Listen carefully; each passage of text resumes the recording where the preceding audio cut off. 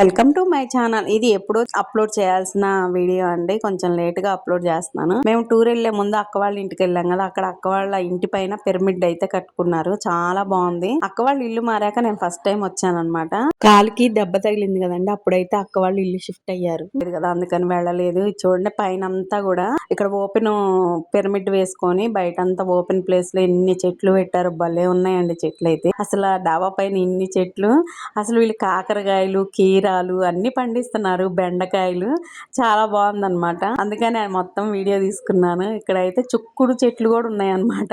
చుక్కుళ్ళు అప్పుడే చిన్న చెట్టుకే పూత వచ్చేసింది అనమాట. ఇక్కడ కాకరకాయలు కూడా అన్నమాట. కీరాలు కూడా అండి. కీరా చెట్టు అయితే ఫస్ట్ టైం చూస్తున్నాను నేను. కీరా కాయ కూడా ఉంది దానికి. నిజంగా అసలు చాలా బాగుంది. ఇట్లా పైన పండించుకొని మనం ఆ చెట్లు కోసుకొని తింటే భలే బాగుంటాయండి. కర్రీస్ కూడా చాలా టేస్ట్ గా ఉంటాయి. నాకైతే ఇలా బాగా నచ్చుద్ది అనమాట. మీకెంతమంది ఇట్లా డాబా పైన మీకు తోట ఉందో తప్పకుండా కామెంట్ చేయండి. మా అక్క వాళ్ళైతే మొత్తం డాబా అంతా కూడా చక్కగా మొక్కలతో నింపేశారు. చాలా బాగుంది. పుదీనా కూడా ఉందన్నమాట అక్కడే. బెండకాయలు ఇప్పుడే పూత వస్తుంది అనమాట.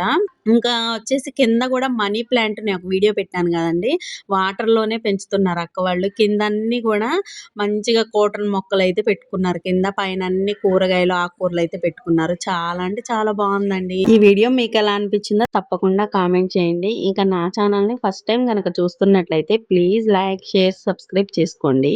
ఈ పరిమళం నీవేనా నాలో పరవశం